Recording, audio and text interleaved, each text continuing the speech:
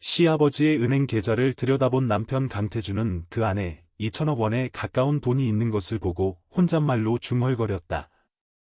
이 돈은 이제 내 거야. 저 여자는 더 이상 필요 없어. 시아버지가 돌아가신 후 내가 아직 슬픔에 잠겨 있을 때 남편 태준이 다가와 냉정하게 이혼을 통보했다. 유산을 손에 넣게 되자 본색을 드러낸 것이다. 그는 한 번도 나를 사랑한 적이 없었다.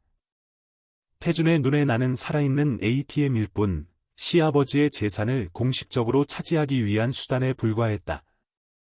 그의 진짜 모습을 어렴풋이 눈치챈 적은 있었지만 이 정도로 최악일 줄은 몰랐다. 나는 주먹을 꽉 쥐었다. 이런 결혼에 속아 넘어간 나 자신에게 분노가 치밀었다. 배신은 견딜 수 있었지만 착하셨던 시아버지를 모욕하는 것은 용납할 수 없었다. 좋아요. 나는 차갑게 말했다. 이혼 서류 이리 줘요. 태준의 손에서 서류 뭉치를 낚아채 망설임 없이 서명한 뒤 그에게 던져주었다. 내 몫은 끝났으니 나머진 당신이 알아서 해요. 내가 말했다. 태준은 거만하게 비웃었다. 그건 내가 알아서 할게. 그는 내 짐을 나중에 보내주겠다고 했다. 나는 더 이상 입씨름할 기운도 없어 조용히 그 집을 나섰다. 태준이 나와의 이혼을 후회하게 될 거라는 것을 알았고, 아니나 다를까, 바로 다음 날 그는 자기가 차지했다고 생각했던 막대한 돈의 진실을 내가 알려주자 미친 듯이 당황하며 전화했다. 내 이름은 이민아, 올해 45살이고 사무용품 사업을 하고 있다. 강태준 역시 45살로 예전에는 사업을 했지만 오래전에 그만두었다. 나는 그 전에 한 번 결혼한 경험이 있는데 전 남편은 5년 전 산업재해로 세상을 떠났다. 남편이 죽은 후 나는 약 6억 원의 보험금과 퇴직금을 받았다. 30이 넘어 결혼했기 때문에 아이는 없었다. 이 돈은 전 시부모님께도 나눠드려야 했지만 그분들은 우리는 80이 넘었고 살 날도 얼마 안 남았으니 내가 다 가져서 써라 라고 말씀하셨다. 나는 차마 받을 수 없었지만 전 남편의 남동생 부부도 거절했다. 결국 그분들은 아주 적은 일부만 받으시고 상속세를 내고 남은 돈은 내게 돌아왔다. 모아둔 돈까지 합하니 41살에 꽤 큰 재산을 갖게 되었다. 하지만 통장에 돈이 있어도 매일 공허했다. 퇴근하고 돌아온 집은 텅 비어 있었고 아무도 나를 기다리지 않았다. 아무도 나를 필요로 하지 않았다. 무심코 2인분의 아침 식사를 준비했다가 혼자라는 사실을 깨달을 때가 가장 괴로웠다. 쉬고 싶었지만 쉴 수 없었다. 외로움을 달래기 위해 일에 몰두했다. 누군가와 삶을 나누고 싶었고 그 사람이 바로 태준이었다. 우리는 원래 직장 동료였다. 내가 그에게 전 남편의 죽음과 그 충격으로 회사를 쉬어야 했던 시간에 대해 이야기했을 때 태준은 가볍게 웃으며 말했다. 당신 같은 아내를 둔 그는 정말 운이 좋았네요. 분명 행복했을 거예요. 그가 그런 말을 할 줄은 몰랐다. 그때 나는 그를 진심으로 내 말을 들어주는 사람이라고만 생각했다. 태준도 자신의 연애가 서툴다고 털어놓았다. 난 연애를 정말 못해요. 누구를 만나든 차이기 일쑤죠. 제 성격이 부주의해서 그런 건 알지만 사람 성격 바꾸기가 정말 어렵네요. 태준은 내가 회사에 올 때면 늘 밝고 유머러스했다. 나는 그에게 내 모든 이야기를 부담 없이 털어놓을 수 있었다. 태준의 격려와 부드러운 농담은 내 마음의 공허함을 조금이나마 달래주었다. 우리는 회사 밖에서도 만나기 시작했다. 한 번은 내가 실수로 영수증을 떨어뜨리자 그가 주워들고 웃었다. 형님 주머니엔 동전이 가득하고 미나 씨 주머니엔 영수증이 가득하네요. 태준이 가게에서 돈을 내려 할 때 영수증이 우수수 떨어지기에 내가 주워주자 태준은 어깨를 으쓱하며 말했다. 정리해야 하는데 귀찮아서요. 나는 웃음을 터뜨렸다. 애 같아요. 애라니요. 저 45살이에요. 점점 태준 곁에 있을 때 마음의 고통이 줄어드는 것을 느꼈다. 만난 지 1년 후, 그가 나를 좋아한다고 말했다. 그때 나는 망설였다. 전 남편이 죽은 지 1년 만에 다른 사람을 사랑해도 될까? 하지만 곧 전 남편도 내가 계속 슬픔 속에 살기를 원치 않을 거라고 생각했다. 그도 내가 계속 살아가고, 계속 사랑하기를 바랄 거라고. 그래서 나는 태준의 고백을 받아들였다. 하지만 사귄 지 한 달 만에 태준은 더 큰 질문을 던졌다. 우리 결혼해요. 둘 다 나이도 있는데 더 끌 필요 없잖아요. 나는 더 이상 머릿속에서 전 남편의 목소리가 들리지 않았다. 오직 내 마음과 이성만이 남았다. 나는 태준과 결혼하기로 결심했다. 좋아요. 결혼해요. 나 자신이 너무 빨리 결정한 것에 놀랐다. 아마 태준의 태평한 성격이 내게 영향을 미쳤나 보다. 가끔은 약간의 무모함도 좋다고 생각했다. 하지만 나는 태준의 부주의함이 사랑스러운 성격이 아니라 위험한 신호라는 것을 전혀 알지 못했다. 나와 태준의 결혼 생활은 꽤 순조롭게 시작되었다. 결혼 후 나는 태준과 시아버지와 함께 살기 위해 이사했다. 태준은 아버지가 편찮으셔서 간병이 필요하다고 말했다. 나는 원래 부부가 따로 살 거라고 생각했지만 태준이 아버지를 돌보기 편하게 함께 살자고 제안했다. 나는 반대하지 않았다. 며느리로서 시아버지를 모시는 것도 내 책임이라고 생각했다. 시아버지의 3층짜리 집은 꽤 넓었고 부자만 살아서 공간이 남아돌았다. 내가 놀라기도 전에 태준은 무심하게 한마디 던졌다. 아버지는 구두쇠라니까. 원래 집이 더 커야 하는데 나는 약간 멈칫했다. 이 집은 옆집들에 비해 이미 상당히 훌륭했는데 태준은 불만스러워했다. 왜 그가 그런 생각을 하는지 이해할 수 없었지만 불쾌감을 접어두고 시아버지와의 첫 만남에 집중했다. 태준이 방문을 열고 큰 소리로 말했다. 아버지, 아내 데려왔어요. 나는 안으로 들어가 가볍게 고개 숙여 인사했다. 안녕하세요, 아버님. 미나라고 합니다. 만나 뵙게 되어 반갑습니다. 시아버지는 침대에 누워 계셨는데 태준의 도움을 받아 겨우 팔을 짚고 일어나셨다. 몸이 아주 약한 분은 아니었지만 나이 때문에 거동이 불편해 보이셨다. 미안하다. 제대로 맞이하지 못해서. 며칠 몸이 좀 안 좋구나. 나는 서둘러 고개를 저었다.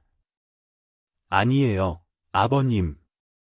그렇게 말씀하지 마세요. 푹 쉬시고 무리하지 마세요. 건강이 좋지 않으셨지만 시아버지는 여전히 총명해 보이셨다. 인사를 마치자마자 그는 내게 일에 대해 묻기 시작하셨다. 사무용품 사업을 한다고 했지? 요즘 많은 회사가 디지털로 전환하고 있어서 사업이 어렵겠구나. 나는 그분의 식견에 놀랐다. 그냥 흘려듣는 질문이 아니라 현재 시장 상황을 정확히 짚어 말씀하셨다. 나는 빠르게 대답했다. 네, 맞습니다. 이 업계가 많이 어렵습니다. 요즘은 다들 프린터나 종이 문서를 대체할 기술 솔루션에 집중하고 있어서요. 시아버지는 고개를 끄덕이셨다. 날카로운 눈빛이었다. 살아남으려면 방향을 바꿔야지. 시스템 통합 서비스나 문서 관리 솔루션이 좋은 방향일 것 같구나. 나는 놀랐다. 불과 몇 분 만에 문제를 파악하고 올바른 방향을 제시하시다니. 시아버지와 며느리의 만남이 아니라 마치 사업 전략가와 이야기하는 듯했다. 시아버지는 결혼 생활에 대해 많이 묻지 않으셨다. 강요하거나 캐묻는 태도도 전혀 없으셨다.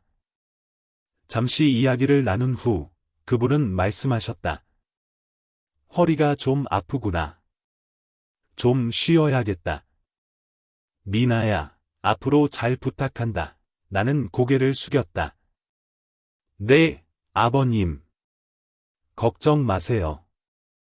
방으로 돌아오는 길에 나는 태준에게 시아버지의 직업에 대해 물었다. 아버님, 사업 가셨어요? 태준은 고개를 끄덕이며 짧게 대답했다. 아버지는 회사를 세웠다가 팔고 또 세웠다가 팔고 그러셨어. 돈은 엄청 많은데 지독한 구두쇠야. 돈이 얼마나 많은데 맨날 소박하게 살려고만 하시는지. 나는 말문이 막혔다. 태준은 아버지를 전혀 존경하지 않았다. 그는 오직 돈만 생각하고 있었다. 함께 살기 시작한 후 나는 계속 일을 했고 태준은 아버지를 돌본다는 명목으로 일을 그만두기로 했다. 아버지가 연로하셔서 내가 직접 모시고 싶어. 가사도우미는 쓰고 싶지 않아. 나는 그것도 좋은 일이라고 생각해서 별 생각 없었다. 태준이 자식으로서 도리를 다하려는 모습에 감동하기까지 했다. 처음에는 모든 것이 괜찮았다. 태준은 집안일을 열심히 하고 시아버지를 돌보고 지출도 관리했다. 나는 가족을 걱정할 줄 아는 남편이 있어서 운이 좋다고 생각했다. 하지만 불과 3주 후 모든 것이 변하기 시작했다. 태준은 점점 게을러졌다. 그는 하루 종일 소파에 누워 휴대폰만 만지작거렸고 가끔씩만 움직였다. 저녁에 내가 퇴근하고 돌아오면 태준은 맥주캔을 들고 다리를 꼰 채 태평하게 TV를 보고 있었다. 내가 저녁 안 했어요. 라고 묻자 태준은 돌아보지도 않고 무심하게 대답했다. 배달시켰어. 곧 올 거야. 부엌에 들어가 보니 식탁은 텅 비어 있었고 저녁 식사를 준비한 흔적은 전혀 없었다. 나는 불쾌했지만 꾹 참았다. 처음에는 이런저런 핑계를 대던 태준은 나중에는 아무 말도 하지 않았다. 내가 집에 돌아와 모든 일을 알아서 처리했다. 점점 태준이 아버지를 돌볼 생각도 좋은 남편이 될 생각도 전혀 없다는 것을 깨달았다. 그는 단지 나를 이용하고 있을 뿐이었다. 하지만 나보다 먼저 그 사실을 알아차린 사람은 시아버지였다. 어느 날 저녁 식사 중에 그분이 나를 보며 작게 말씀하셨다. 미안하다. 내가 고생이 많구나. 나는 고개를 저었다. 아니에요, 아버님. 그렇게 말씀하지 마세요. 그분은 한숨을 쉬셨다. 눈빛에는 근심이 가득했다. 결혼하면 좀 어른스러워질 줄 알았는데 여전하구나. 만약 쟤 때문에 너무 힘들면 그냥 집에서 내쫓아도 된다. 나는 어색하게 웃으며 아무 말도 하지 못했다. 시아버지는 아들이 어떤 사람인지 이미 알고 계신 듯했다. 단지 그가 변하기를 바라셨을 뿐, 하지만 나는 이 결혼이 실수였을지도 모른다는 것을 깨닫기 시작했다. 결혼한 지 얼마 되지 않아 나는 태준이 내가 생각했던 것만큼 책임감 있는 남자가 아니라는 것을 깨닫기 시작했다. 처음에는 성실한 척했지만 불과 몇 주 만에 그의 본 모습이 드러났다. 태준은 집안일을 거의 하지 않고 소파에 누워있거나 휴대폰만 만지작거렸다. 내가 퇴근하고 돌아오면 집은 엉망이었고 저녁 식사도 준비되어 있지 않았다. 어느 날 저녁, 하루 종일 일하고 지쳐 집에 돌아오니 태준이 맥주캔을 손에 들고 게임을 하고 있었다. 주변에는 과자 봉지와 음료수 캔이 널려 있었다. 부엌은 설렁했다. 나는 미간을 찌푸리며 물었다. 저녁 안 했어요? 태준은 나를 흘끗 보더니 무심하게 대답했다. 배달시켰어. 곧 올 거야. 화가 났지만 꾹 참았다. 냉장고를 열어보니 내가 사온 식재료가 가득했지만 아무것도 손대지 않은 상태였다. 오늘 뭐 했어요? 나는 최대한 침착하게 물었다. 아버지 돌보고 집안일 했지, 뭐. 나는 시아버지를 돌아보았다. 그분은 의자에 앉아 조용히 차를 마시고 계셨다. 한숨을 쉬셨지만 아무 말도 하지 않으셨다. 나와 태준 사이에 더 이상 긴장을 만들고 싶지 않으신 것 같다. 하지만 나를 정말 실망시킨 것은 일을 그만두고 집에 있으면서도 태준이 말한 것처럼 아버지를 전혀 돌보지 않았다는 것이다. 시아버지가 혼자 모든 것을 해결하시는 모습을 여러 번 보았다. 어느 날은 내가 늦게 퇴근했는데 아버지가 여전히 발을 담글 뜨거운 물을 데우고 계셨고 태준은 방에서 깊이 잠들어 있었다. 나는 다가가 아버지를 도우며 죄책감을 느꼈다. 아버님, 왜 저를 안 부르셨어요? 시아버지는 고개를 저으며 쓸쓸하게 웃으셨다. 괜찮다. 내가 할 수 있어. 너는 하루 종일 일하느라 힘들었을 텐데 가족까지 챙겨야 하니. 나는 아버지의 마른 손을 꼭 잡았다. 마음이 아팠다. 시아버지는 강인하고 자존심 강한 분이셨지만 지금은 나를 힘들게 하고 싶지 않아 참고 계셨다. 나는 태준의 방 쪽을 돌아보며 남편이라는 존재의 혐오감을 느끼기 시작했다. 게으를 뿐만 아니라 태준은 돈을 물쓰듯 쓰기 시작했다. 처음에는 그가 가족 재정을 관리하는 것을 믿었기 때문에 신경 쓰지 않았다. 하지만 곧 통장 잔고가 의심스러울 정도로 줄어드는 것을 발견했다. 한 번은 은행에서 큰 금액 거래에 대한 알림을 받았다. 확인해보니 태준이 한 번에 5천만 원 이상을 인출한 것이었다. 나는 그에게 단도직입적으로 물었다. 돈 인출해서 뭐 했어요? 태준은 어깨를 으쓱했다. 그냥 물건 좀 샀어. 나는 미간을 찌푸렸다. 물건 좀 샀는데 5천만 원이나 들어요? 태준은 태연하게 말했다. 골프채 세트랑 시계 샀어. 남자도 취미는 있어야지. 나는 내 귀를 의심했다. 이 돈은 생활비지, 당신 개인 돈이 아니에요.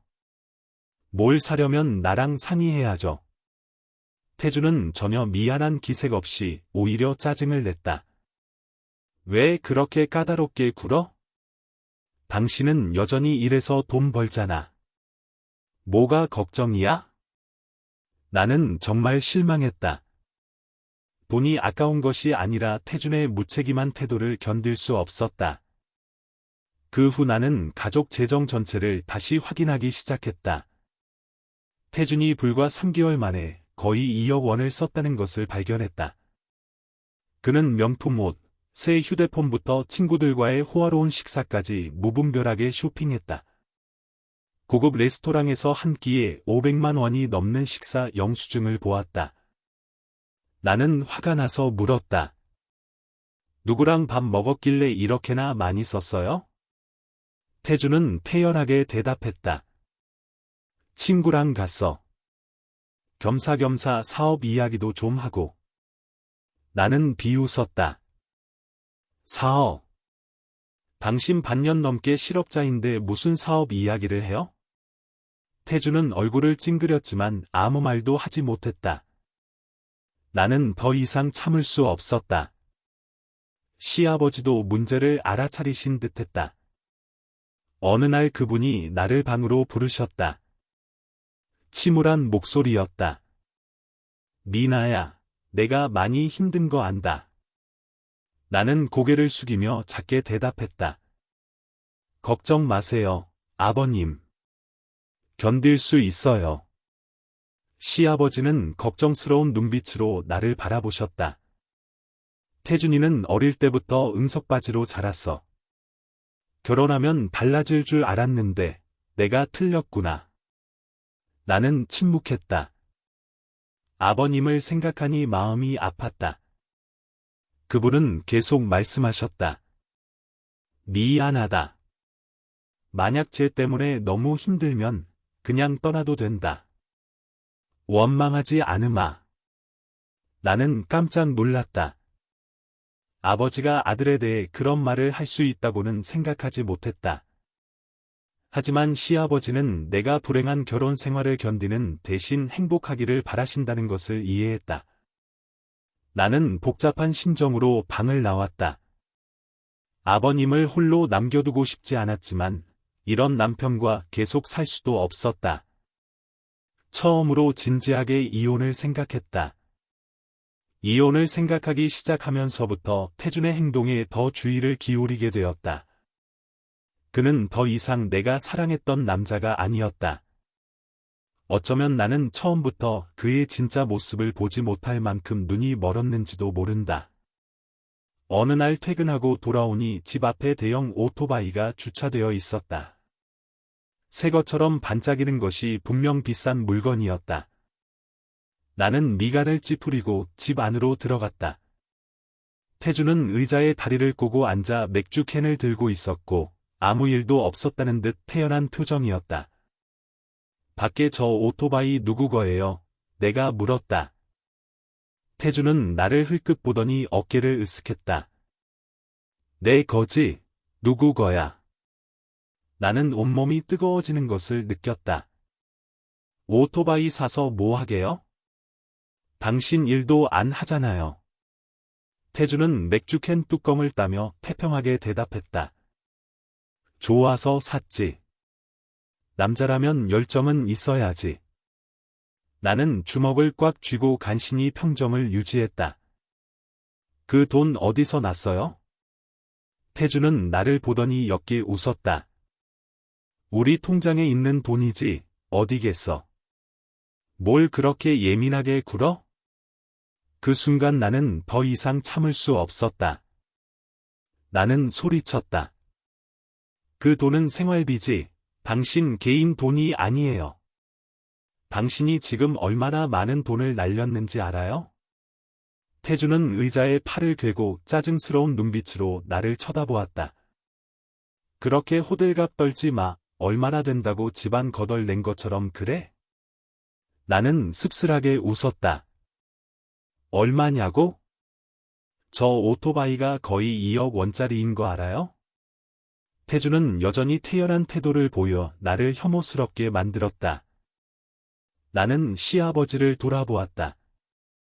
그분은 말없이 앉아 계셨지만 눈에는 실망감이 역력했다. 그분도 더 이상 할 말이 없다는 것을 알았다. 그날 이후로 나는 더 이상 참을 수 없었다. 재정을 엄격하게 통제해서 태준이 더 이상 돈을 낭비할 기회를 주지 않기로 결심했다. 공동계좌 접근 권한을 회수하고 카드 비밀번호를 바꾸고 은행에는 나만이 돈을 인출할 수 있도록 통보했다. 바로 다음 날 태준은 그 사실을 알고 소리를 질렀다. 도대체 뭘 한 거야? 왜 계좌가 잠겼어? 나는 그를 침착하게 바라보며 대답했다. 이제부터 돈이 필요하면 미리 나한테 말해야 해요. 우리는 지출을 통제해야 해요. 태주는 불같이 화를 냈다. 지금 나를 애 취급하는 거야? 나는 그의 눈을 똑바로 쳐다보며 차갑게 말했다. 아니요. 당신은 애가 아니에요. 애라면 가르칠 수라도 있죠. 당신은 무책임한 사람이에요. 태주는 화가 나서 나가버렸지만 나는 더 이상 신경 쓰지 않았다. 그가 화를 내거나 원망하는 것이 두렵지 않았다. 나는 이 남자가 완전히 싫어졌다. 시아버지도 변화를 눈치채셨다. 어느 날 저녁, 내가 부엌을 정리하고 있을 때 그분이 나를 방으로 부르셨다. 미나야, 앞으로 어떻게 할 생각이냐?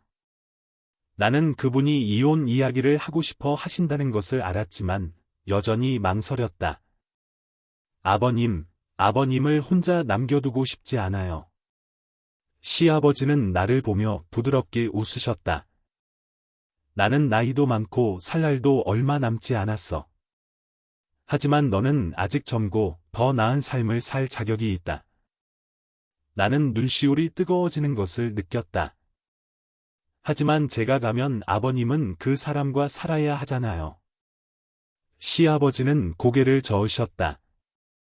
나는 걔가 어떤 놈인지 안다. 걔가 변할 수 있다고 생각한 내가 틀렸어.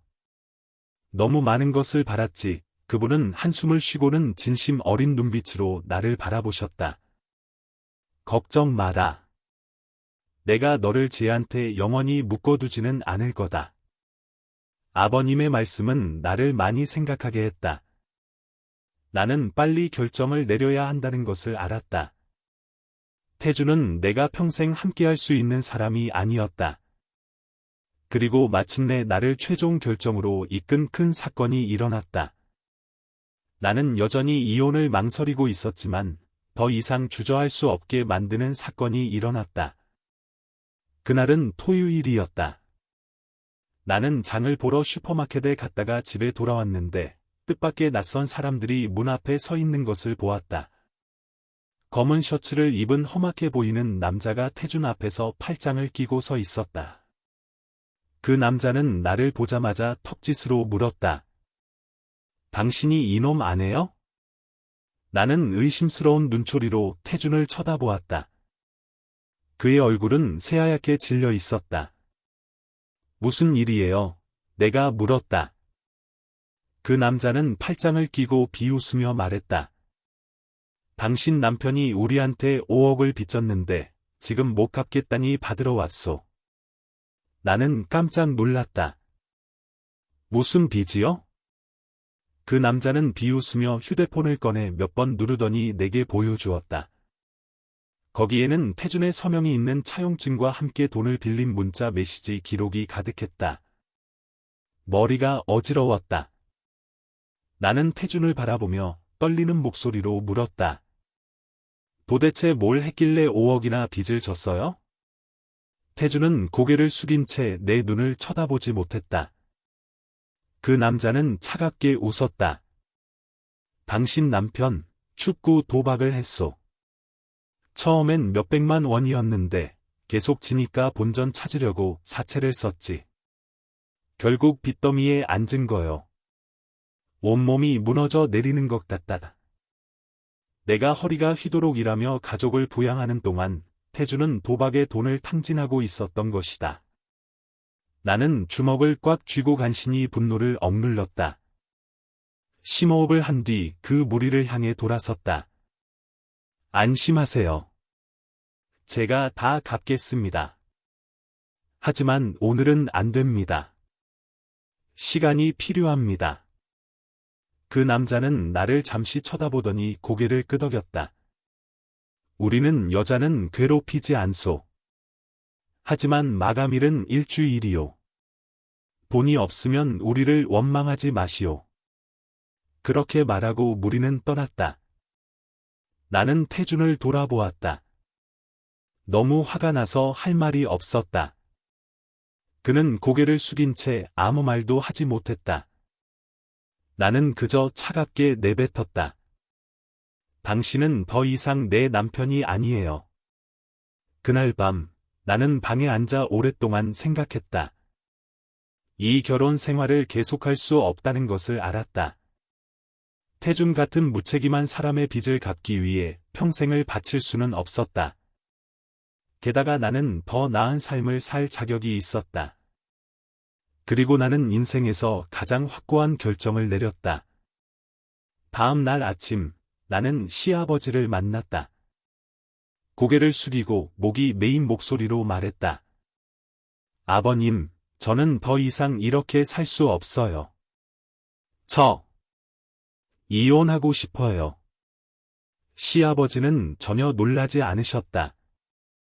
그분은 나를 이해한다는 눈빛으로 바라보셨다. 이해한다. 내가 더 이상 고통받는 것을 원치 않는다. 나는 눈물을 참을 수 없었다. 하지만 아버님이 걱정돼요. 제가 가면 누가 아버님을 돌봐드리죠? 시아버지는 부드럽게 미소 지으며 내 어깨에 손을 얹으셨다. 걱정 마라. 나는 이미 계획이 다 있다. 나는 그분의 뜻을 이해하지 못해 놀랐지만 그분은 그저 웃으실 뿐 더 이상 말씀하지 않으셨다. 시아버지는 모든 것을 예상하고 계셨다는 것을 알았다. 그리고 바로 다음 날, 태주는 인생 최대의 충격을 받게 되었다. 다음 날 아침, 나는 일찍 일어나 이혼 서류를 준비했다. 이 결혼을 계속할 이유가 더 이상 없었다.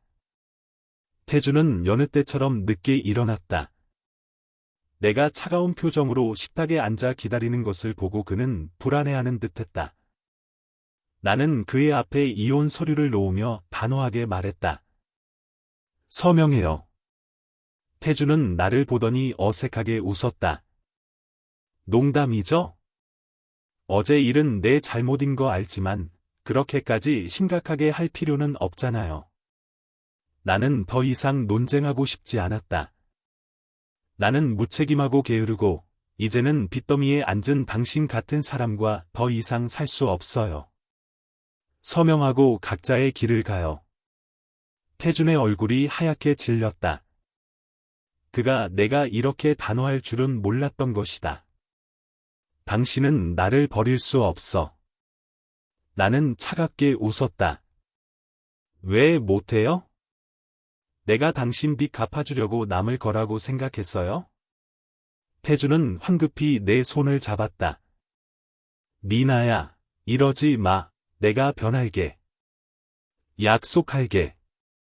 성실하게 다시 일할게. 나는 그의 손을 뿌리치며 침착하지만 극도로 단호한 목소리로 말했다. 나는 당신에게 너무 많은 기회를 줬어요. 매번 당신은 나를 실망시켰죠. 단 하루도 더 낭비할 수 없어요. 태주는 당황하기 시작했지만 나는 더 이상 신경 쓰지 않았다. 이건 더 이상 제한이 아니에요. 서명하든지 아니면 내가 일방적으로 법원에 제출할 거예요. 내가 너무 강경하게 나오자 태주는 마지못해 이혼 서류에 서명했다. 나는 서류를 들고 그를 마지막으로 한번 쳐다보았다. 당신 인생의 행운을 빌어요. 그리고 나는 뒤도 돌아보지 않고 그 집을 나섰다. 하지만 이야기는 거기서 끝나지 않았다. 다음 날, 태주는 인생 최대의 충격을 받았다. 그는 이혼 후 시아버지로부터 상속받은 돈으로 호화로운 삶을 살 거라고 생각했다.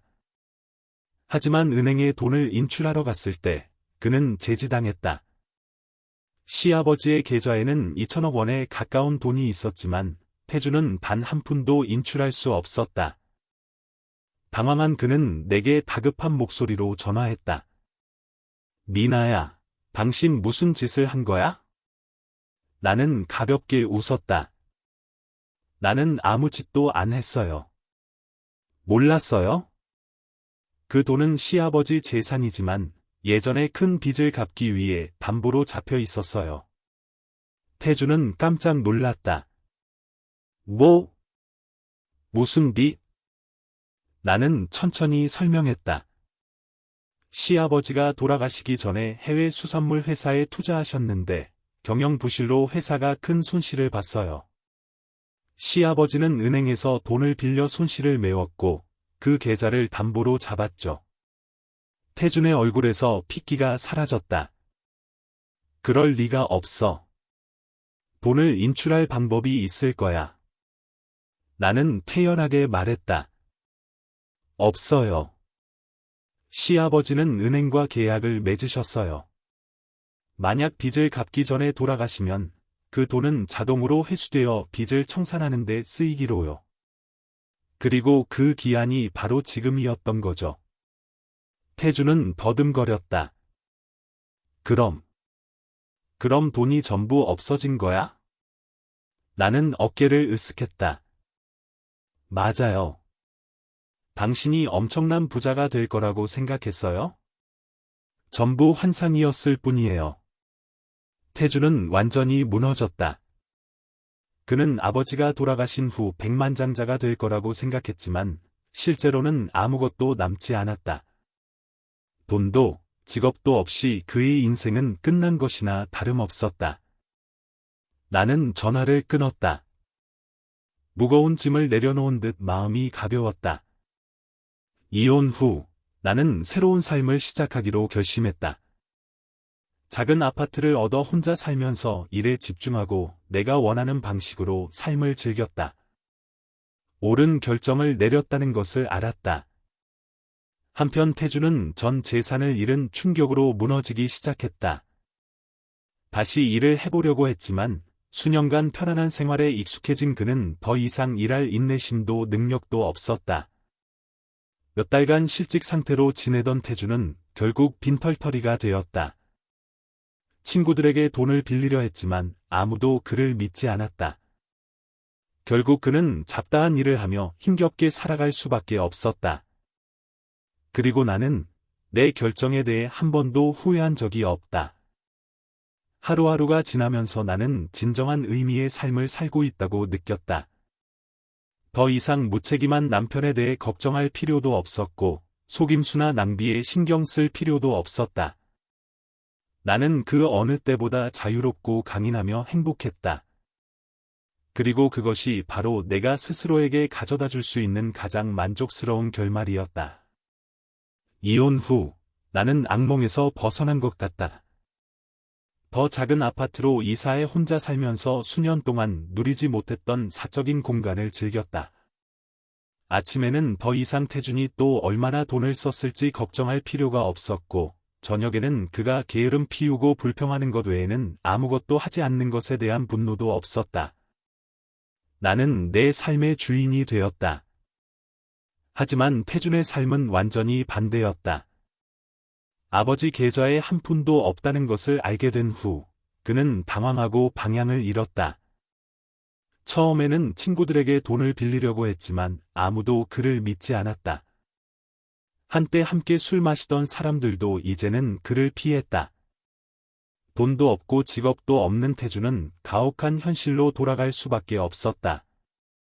그는 휴대폰 가게 판매원으로 취직했지만 수년간 게으름에 빠져 살았던 태주는 업무 압박을 견디지 못했다. 한 달 동안 계속해서 관리자에게 꾸중을 들은 후 그는 지쳐서 일을 그만두었다. 그 후 다른 작은 회사에 다시 취직했지만 무책임한 태도 때문에 해고되기 전까지 몇 주밖에 버티지 못했다. 한때 아내의 돈으로 편하게 살던 태주는 이제 한 푼 한 푼 벌기 위해 발버둥 쳐야 했다. 나는 고통스러운 날들 끝에 점차 균형을 되찾았다. 사무용품 사업은 여전히 기술 발전에 영향을 받고 있었지만 시아버지의 예전 조언 덕분에 디지털 문서 관리 시스템 통합 분야로 방향을 전환하기로 결심했다. 처음에는 전환이 쉽지 않았지만 꾸준히 고객 시스템을 재구축하고 새로운 협력 기회를 모색했다.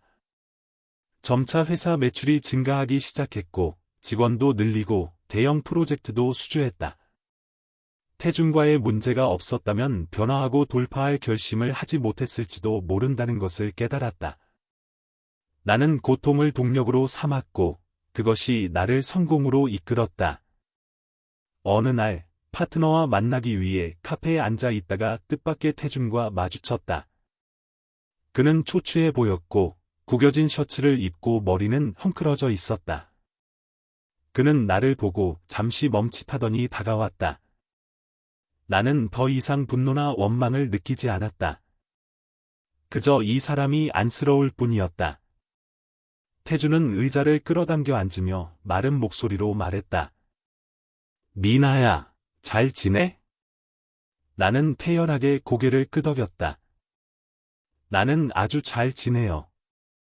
태준은 나를 잠시 바라보더니 옅게 웃었다. 있잖아, 내가 떠난 후에야 내가 얼마나 잘못했는지 깨달았어. 나는 아무 말도 하지 않았다. 그는 씁쓸하게 웃었다. 내가 아주 똑똑한 줄 알았지. 돈만 있으면 행복하게 살 거라고 생각했는데 알고 보니 돈은 저절로 생기는 게 아니었고 나를 평생 먹여 살릴 만큼 어리석은 사람도 없더라고. 나는 그를 조용히 바라보며 한숨을 쉬었다. 그는 고개를 숙이고 점점 작아지는 목소리로 말했다. 나랑 다시 시작할 수 없을까? 나는 가볍게 웃었다. 내가 누구라고 생각해요? 당신한테 또 한 번 이용당할 사람으로 보여요? 태준은 말문이 막혔다. 나는 일어서서 그의 눈을 똑바로 쳐다보며 단호하게 말했다. 당신 인생은 당신 스스로 책임져요. 더 이상 누가 당신을 구해줄 거라고 기대하지 말고요. 그리고 나는 뒤돌아보지 않고 걸어갔다. 태주는 내 뒷모습을 바라보며 앉아 있었지만 그가 무엇이든 바꿀 수 있기에는 너무 늦어 있었다. 온갖 일을 겪고 나서 한 가지 깨달은 것이 있다. 때로는 상실이 최악의 상황이 아니라는 것이다. 나는 결혼 생활을 잃었지만 나 자신을 되찾았다. 형편없는 남편을 잃었지만 자유와 평화, 그리고 더 가치 있는 삶을 얻었다. 그리고 가장 중요한 것은 그 어느 때보다 나 자신을 사랑하는 법을 배웠다는 것이다. 카페에서 태준과 뜻밖의 마주친 후 나는 그 어느 때보다 마음이 가벼워졌다. 더 이상 화나지도 원망스럽지도 않았다. 그저 그 남자에 대해 아무런 감정도 남아있지 않았다. 나는 과거에서 완전히 벗어났다. 이혼 후 내 삶은 점점 더 좋아졌다. 일은 더욱 발전했고 디지털 문서 관리 시스템 통합 분야에서 점차 내 입지를 다졌다. 직원을 더 채용하고 회사 규모를 확장했다. 더 이상 실패한 결혼 생활의 압박에 시달리지 않았고 집에서 소파에 누워 돈을 요구하는 사람도 없었으며 가족 책임에 대한 무의미한 말다툼도 없었다.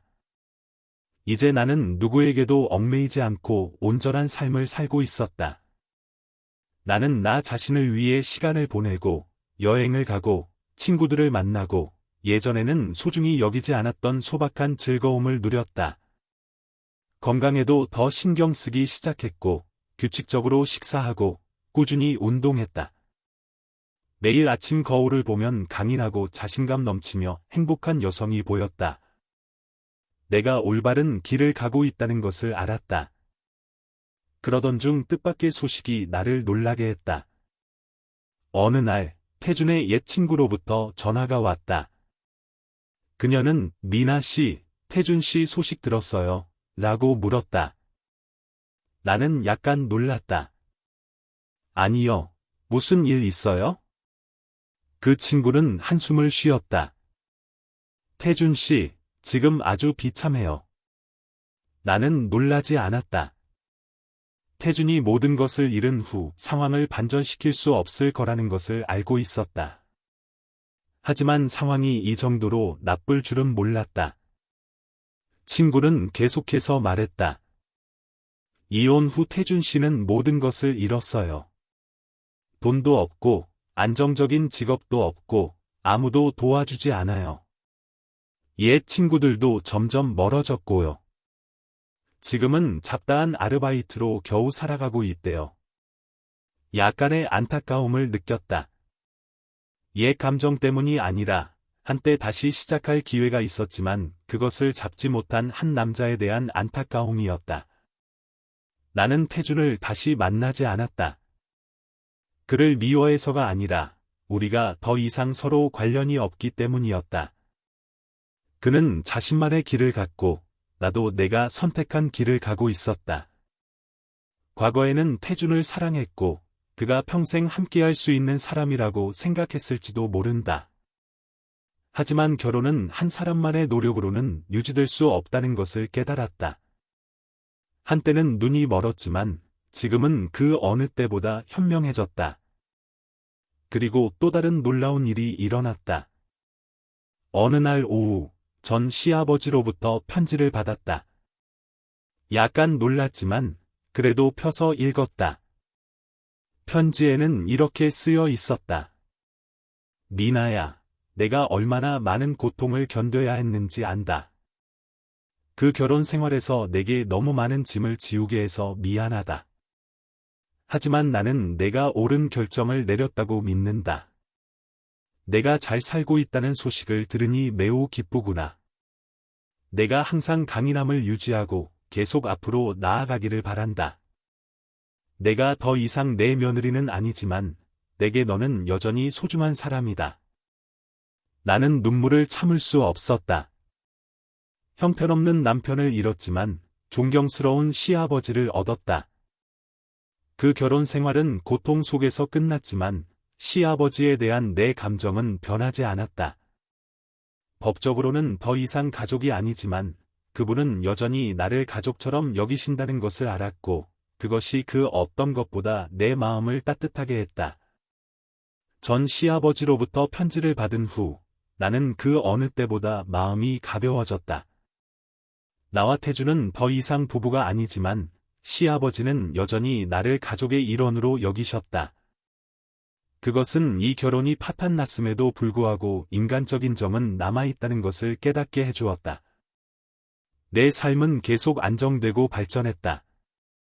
일은 더욱 번창했고 파트너 관계를 확장하고 업계에서 내 위상을 높였다. 나는 삶을 더 많이 즐기기 시작했다. 예전에는 할 기회가 없었던 새로운 땅을 탐험하는 여행의 시간을 보냈다. 나 자신을 더 사랑하는 법을 배우고 건강을 돌보고 새로운 수업에 참여하고 긍정적인 사람들과 친구가 되었다. 하루하루가 지날수록 그 결혼에서 벗어날 용기가 있었던 것에 더욱 감사했다. 만약 그날 이혼을 결정하지 않았다면 아마 지금도 막막함과 피로, 고통 속에서 살고 있을 것이다. 하지만 현재 나는 단지 존재하는 것이 아니라 진정으로 살고 있었다. 한편 태준의 삶은 계속해서 내리막길을 걸었다. 여러 번의 직업 실패 후 그는 삶을 포기하고 되는 대로 살았다. 친구들은 점점 멀어졌고 가족 중 누구도 더 이상 도와주지 않았다. 결국 그는 작은 하숙집으로 옮겨 육체노동을 하며 하루하루를 연명했다. 그가 예전의 삶으로 돌아갈 희망을 조금도 갖고 있지 않다는 소식을 들었다. 나는 태준의 몰락에 통쾌해하거나 기뻐하지 않았다.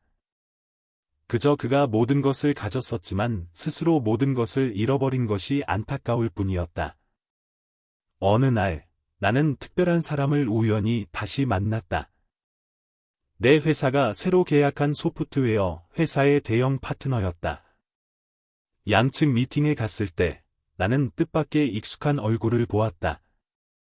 박민준 씨, 민준 씨는 수년 전 내 옛 동료였다. 그때 그는 성실하고 진지하게 일했지만 유머러스하고 친근한 사람이기도 했다. 우리는 매우 친했지만 그 후 각자의 길을 가면서 연락이 뜸해졌다. 이번에 다시 만난 민준 씨는 대형 기술 회사의 대표이사가 되어 있었다. 그가 다가와 부드럽게 웃으며 말했다. 미나 씨, 정말 오랜만이네요. 나는 웃으며 대답했다. 네, 여기서 만나게 될 줄은 몰랐어요. 민준 씨는 고개를 끄덕였다. 미나 씨 얘기 들었어요. 예전에는 영업사원이었는데 이제 성공한 여성이 되었네요. 나는 웃음을 터뜨렸다. 대표님도 만만치 않으신데요. 그날의 만남은 내게 새로운 협력 기회를 가져다 주었을 뿐만 아니라 내가 예상하지 못했던 다른 무언가를 열어주었다. 그날부터 나와 민준 씨는 더 자주 연락하기 시작했다. 처음에는 업무 이야기뿐이었지만 점차 우리는 더 가까워졌다. 수년 만에 처음으로 내 심장이 다시 뛰는 것을 느꼈다. 나는 서두르지 않았다.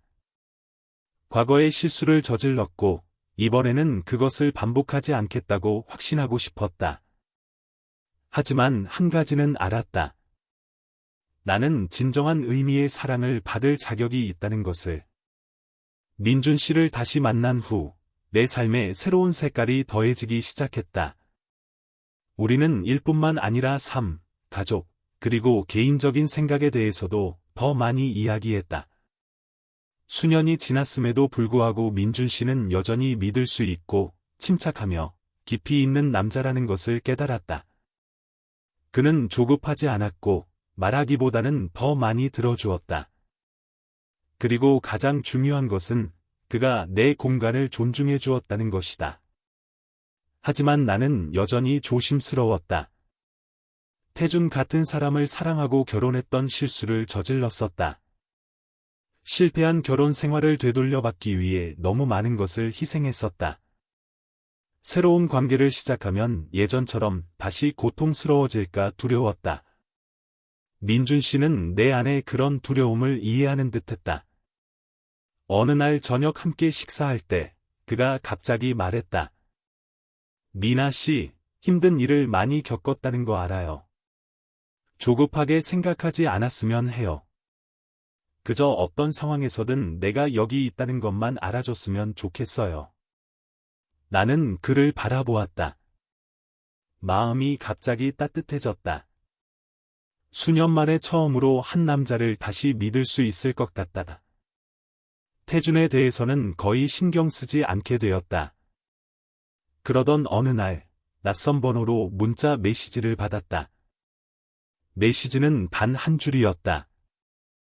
미나야, 미안하다. 나는 그 메시지를 보고 아무 대답 없이 조용히 삭제했다. 사과가 필요 없었다. 과거에 더 이상 관심이 없었기 때문이다. 1년 후, 나와 민준 씨는 여전히 함께였지만 서두르지 않았다.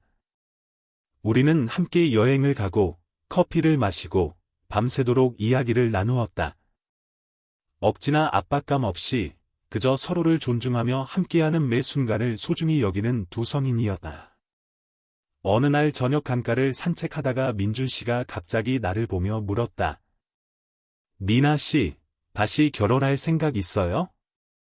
나는 약간 놀랐지만 이내 부드럽게 미소 지었다. 아마도요. 하지만 이번에는 정말 가치 있는 사람과만 결혼할 거예요. 민준 씨는 따뜻한 눈빛으로 웃었다.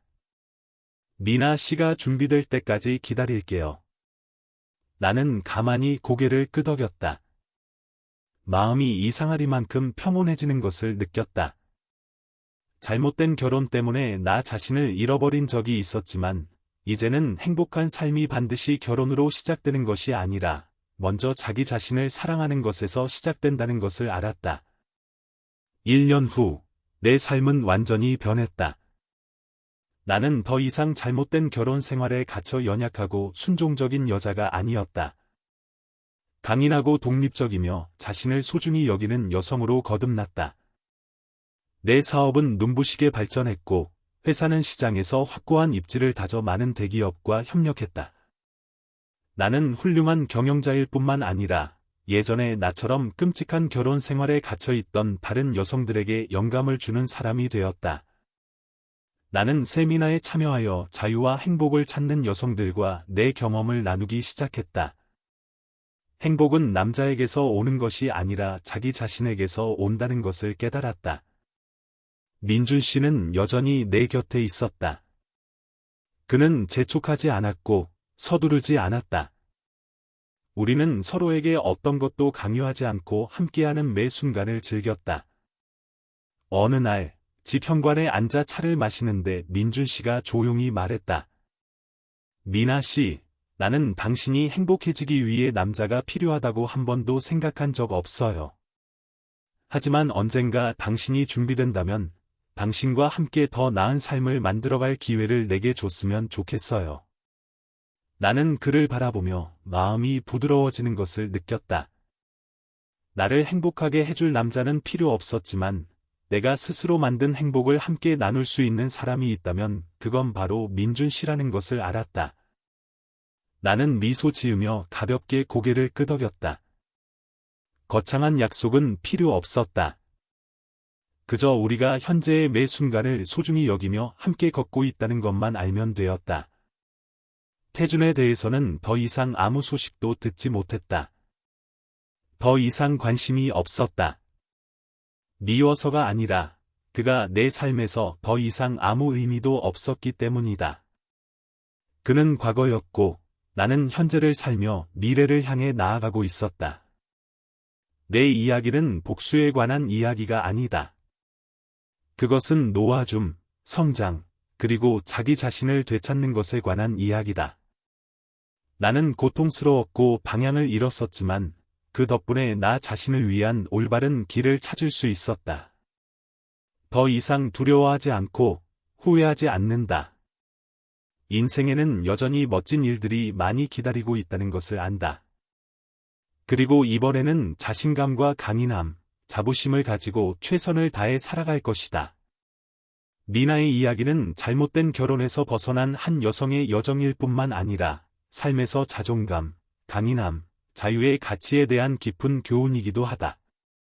첫 번째 교훈은 절대 해로운 관계에 자신을 얽매이지 말라는 것이다. 누군가가 당신을 더 이상 존중하지 않고 공동의 행복에 기여하지 않는다면 손을 놓는 것은 실패가 아니라 해방이다. 두 번째 교훈은 경제적 독립이 그 어떤 것보다 중요하다는 것이다. 견실한 직업과 경력 덕분에 미나는 다른 사람에게 의존하지 않고 스스로 일어설 수 있었다. 강한 여성은 곁에 남자가 있든 없든 스스로를 책임질 수 있는 사람이다. 마지막으로 가장 중요한 것은 자기 자신을 사랑하는 법을 배우는 것이다. 행복은 누군가가 가져다 주는 것이 아니라 자신을 소중히 여기고 올바른 선택을 하는 데서 온다. 이 이야기가 여러분에게 의미 있는 순간을 선사했기를 바란다. 항상 행복하고 강인하며 자신만의 올바른 길을 찾기를 응원한다. 여러분의 느낌과 생각을 댓글로 남겨주세요. 여러분의 의견이 정말 궁금해요. 좋아요, 구독, 알림 설정도 잊지 마세요.